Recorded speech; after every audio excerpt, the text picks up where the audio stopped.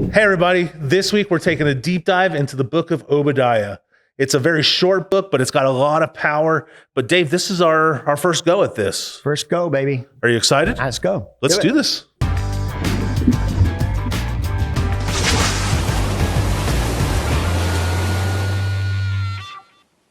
Welcome, guys. This is our very first, our inaugural attempt at this podcast format where we just really want to go deeper into the sermon. We want to dive deep. What is the name of this podcast? It's the Deep Dive with Nick and Dave, right? Deep Dive with Nick and Dave. That's what we're doing. It spells it out itself is kind of what you're saying. Jumping into the deep end. Yeah. Looking a little bit below the surface. Looking under the surface. Yeah. I think we're going to get really tired of these deep dive. I'm already there. Already there a bit. Yeah. But Dave, this isn't your first time at a podcast format, is it?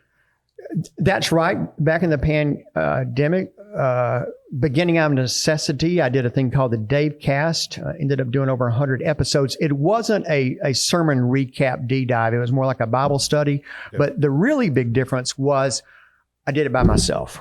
And I got so lonesome, Nick. So I'm so thankful for you. Lonely. You and your great broadcasting voice that you've got. So because you've done this before too. Yeah, kind of. We did a thing called Nick and Night where me and Nick Boker, we got on screen and we just kind of did a bunch of random things. We've done everything from a hot wings challenge to a fast food tier list to online youth group where. So really deep spiritual stuff there. Always. Yeah. We'd get there eventually. I watched a few of them. They were really funny. And that title, Nick and Nick at Night, it was just begging to be done. So glad y'all did it. Yeah. It was a lot of fun. We're excited. And we're also, I'm excited to be doing this with you, Dave. I think this will be a lot of fun. I'm excited to dive deeper a little into the sermons to pick your brain a bit and go past where the sermons can take us sometimes. I don't pick too much of my brain now. There's not much left, but yeah. So first, why don't we just start off by why don't you tell us why this sermon series, this little book, big stories, what you got for us there? Well, I like preaching and teaching on biblical text, and kind of almost an expository sense. That's some of my favorite things to do. And so as we were looking for a February series, it seemed like this would be a perfect thing because these little books, they don't get a lot of love. And so we're counting down to the shortest book in the Bible, the tiniest book in the Bible. And so the four shortest started this week with Obadiah, and we'll end up, I don't want to spoiler alert, but it's 3rd John. But so we're going to be doing that and looking at them and seeing the big story that's there for us. Yeah. With that, you kind of opened up this idea of these Edomites, these Israelites, and really started like this storytelling on this, and with Jacob and Esau. Right. Yeah. Why don't you give us a quick recap before we go too much further? Okay. Well, Obadiah, even though it's a tiny little book, it's an important book. And so it is this prophecy that was made by God through Obadiah to this group of people called the Edomites, who were they were related to the Israelites through Abraham. And so the way the lineage went is you had Abraham, who then, had Abraham and Sarah had Isaac. Isaac was married to Rebekah, and they had twin boys named Jacob and Esau. And they were twins, and Jacob was slightly younger, but they end up fighting and not getting along. The famous story is how Jacob stole the birthright from Esau. Esau literally has to leave town under the cover of darkness because Esau is so mad. And so these two brothers and their ancestors hated each other. And so Jacob's ancestors became the Israelites because Jacob was given a new name down the line, you remember, right. Israel. So they were the Israelites. And then Esau, his descendants were called the Edomites. Edom, I said in the sermon yesterday, it literally in Hebrew means red. He had a ruddy complexion, so they were the Redites. And they lived across the Dead Sea from each other. Edom would have been what is present-day Jordan. and they got into skirmishes and all sorts of stuff. But then when the Babylonians came and exiled the Israelites, the Edomites really took advantage. They thought they were better than Israel, and they thought it was funny. I used the word yesterday, the German word that means that, taking pleasure in someone else's pain, that they really, took advantage of what was plundering. that word again? Plundering. Do you remember? Yeah, Schadenfreude. Schadenfreude. Schadenfreude. Schadenfreude. Okay. I am not a linguist. Yeah. Means taking pleasure at the pain of others. Okay. And so that was really them. And they plundered, their belongings.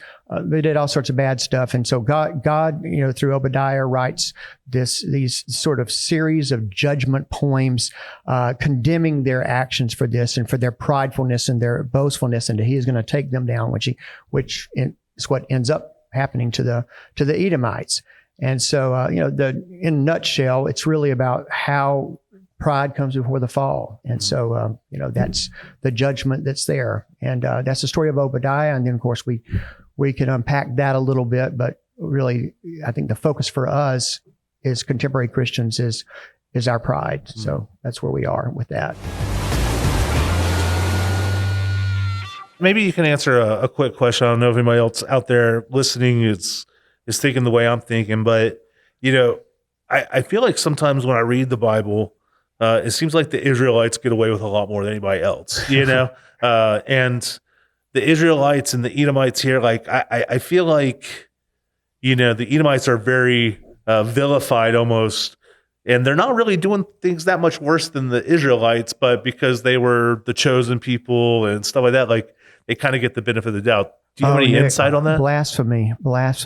Oh. It's all about Israel. No, I get that, but it is written. The Old Testament. It's God's relationship with Israel. Abraham was the first person, and it was through his descendants. He was the first person to pray to the one God, and so God said He was going to bless him and give him all His nations. But what you're really seeing is this picture of God's redemption of humankind and God's plan to restore all things.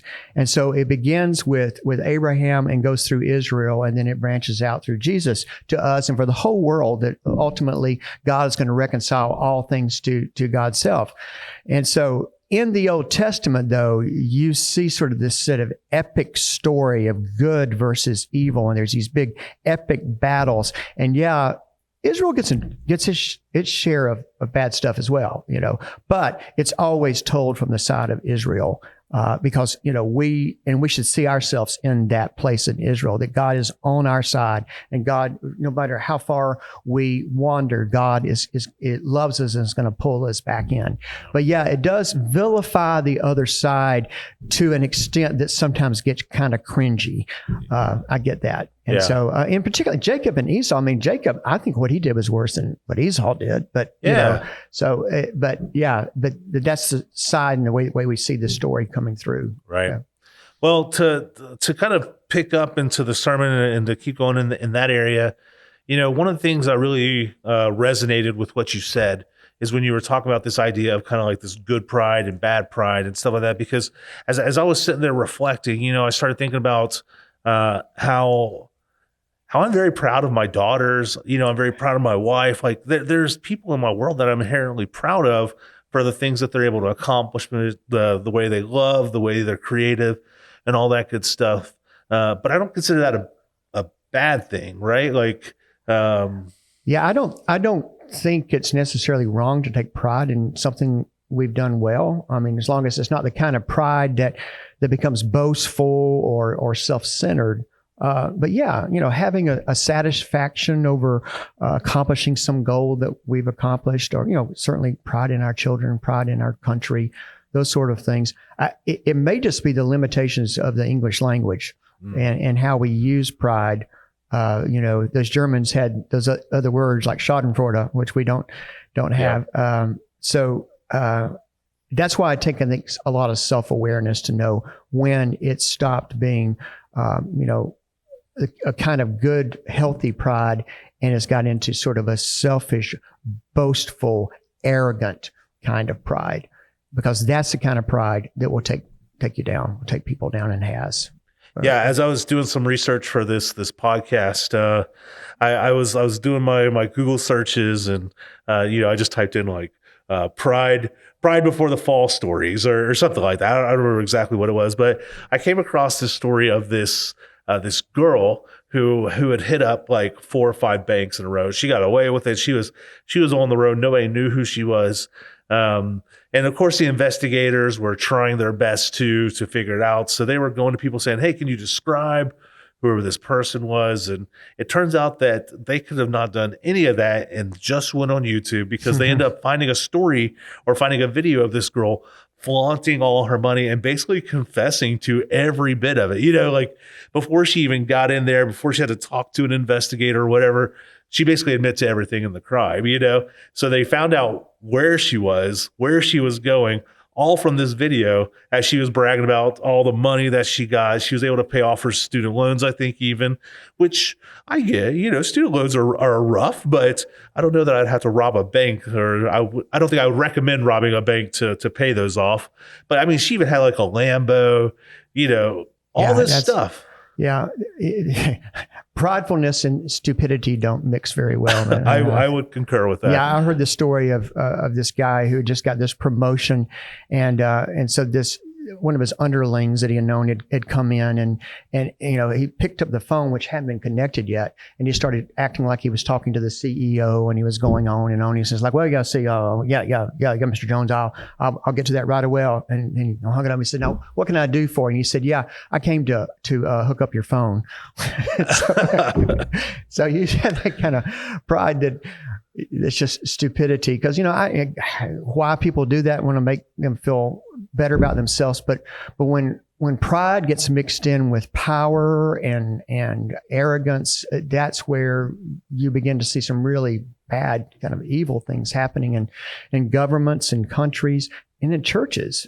We've talked a little bit about that just recently, last few years, we've seen some people that I admired that you could see it though. You could see their churches and their ministries, and it's almost like that's not going to end well.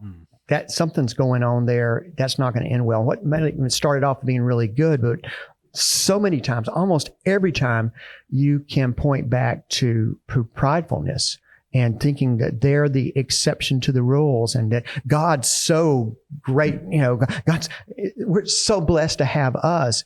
Instead of seeing the blessings that we have received from God, we have to hold it very lightly and with open palms when the gifts that we have and the privileges that we have, because they are gifts. And when we start thinking it's, because we're something special, I think that's when pridefulness creeps in and can bring us all down. So, yeah. So would you say that's kind of the red flag if somebody's listening who's like in a circumstance or a scenario to where like they feel like maybe somebody they love or maybe in their own workplaces, they're starting to see some pride really come out? Mm-hmm. Would you say it's more like when they start kind of putting themselves above God or put themselves above the company, even of like, this is how much I do for everybody, you should all kind of look to me? And yeah, do you know what I mean? It's a hard thing to call out because I think we all do it. Yeah. We see someone who is of a different theology or a different political party or whatever, and we think, we're better than them. They're so dumb. They've got it wrong, and if we see something happen to them bad, then we kind of gloat with that schadenfreude sort of thing. Yeah. And that's, that's going to bring us down. That's going to separate us from the love of God and the grace of God and seeing our own blind spots. So it's a hard thing to do. It's a hard thing to have self-awareness of. I think you've got to have people that love you, that are around you, that will be honest with you, to keep it on the straight and narrow. Yeah, I think it's something that we really all have to kind of be mindful about and really kind of check ourselves. I love what you just said about having a mentor, having people that are really around us that just support us and love us. And we'll not just be yes men or yes women, but like somebody who can really call us to the table and say, hey, I really see this in you and I'm trying to check you. I Yeah. think that's a really good way. But it's also like we find ourselves in these prideful states, but yet in our efforts to become more Christ-like, as we say, we're Christian, it literally means we're saying like, hey, we are Christ-like. Right. But the example we see in Christ is actually that of a more humble. He's the one washing feet, and he's the one hanging out with the Yeah. people he socially shouldn't have been hanging out with, and you know what I mean? Yeah, I was trying to bring up the scripture from Philippians that I read yesterday, and I should have that in my memory. But that beautiful poem, I say maybe one of the first hymns, that talks about, it's really the incarnation. It's about God, becoming a human in Christ. It's how much Christ loved us. He didn't consider equality with God, but humbled himself as a servant to come to us. And that's the greatest example that we have. I mean, God Almighty became one of us with flesh and blood, a crying baby that had to have his diapers changed because of his great love. That is humbleness. Yeah. That is humility. And that is our example, to not count others, as lower than ourselves, but to put others' needs before us, before our own, and to follow the way of love, and grace and humility. And it's antithetical to much of life. But when we get there, I think we find the peace that we're looking for in our lives and bring the peace that we're looking for on our planet. So, yeah. What's that saying? Be the change you want to see in this world. Absolutely. Yeah. I think when we look at Jesus and we look at his story and not just the beginning or the end, he came in humbly, he left humbly, but even in the stories in the middle, he was always fighting for the little guy, always healing the people that everybody else had already written off, and calling, giving value. Yeah, and calling out the proud, the arrogant, the boastful. Yeah. Those the Pharisees who thought they were better than others, and he told parables about that. I used the one yesterday about the tax collector, who falls on the ground praying, God have mercy on me, and basically the Pharisees' prayer is, I'm glad I'm not like that tax collector. I mean, look at me, I'm so great. God's so blessed to have me. So, Jesus would call out people too. He had that much love to show them, whether it's hard to hear, but yeah. Yeah. Well, as we're kind of getting to this point of wrapping up a little bit, we set up to that this will be coming out weekly. This will be coming out on Wednesdays, and just to remind everybody that on Sundays, Dave will preach. On Mondays, we actually film. But if you have any questions in between time as you're hearing the sermon, just send us an email. We have actually set up an email. It's deepdive@hickoryflat.org.